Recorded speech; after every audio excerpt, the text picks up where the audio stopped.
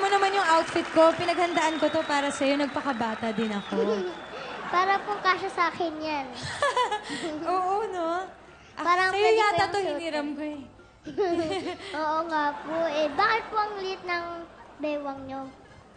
Bakit nga? Hindi ko alam. Naiya Siguro naman po dahil yung kaninang bewang. umaga pagising ko. Hindi, ano. Wala, nag-workout lang ako. Workout. Yung di ba yung tinuro namin sa'yo ni Ate Solen mo? Yun. Hindi ko pa rin po nagagawa yun. Kaya patignan nyo, yung chan ko nahihiya naman Okay sa lang inyo. yan. It's cute. Cute Pero tawag alam niyo dyan. po ba, nagda-diet na ako ngayon. Talaga? Half rice na lang. Half rice? Opo, kayo po ba? Hindi eh. Ano po, no rice? Hindi, kumakain pa din ako ng rice. Kala ko po no rice na eh. Mababaliw ako. Mahirap Walang na, rice. no? Pag walang rice.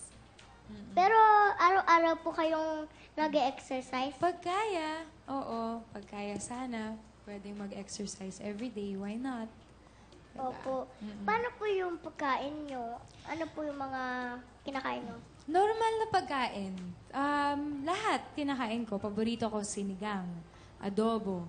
Yan, mga pagkain ng, ng Pilipino. Opo, ang sarap po, di ba? Oo, ang sarap eh. Ang sarap pong kumain eh. Oo. Kaya okay lang maging ganito. Bawas-bawas na lang. Half rice, is konti. Balance na lang.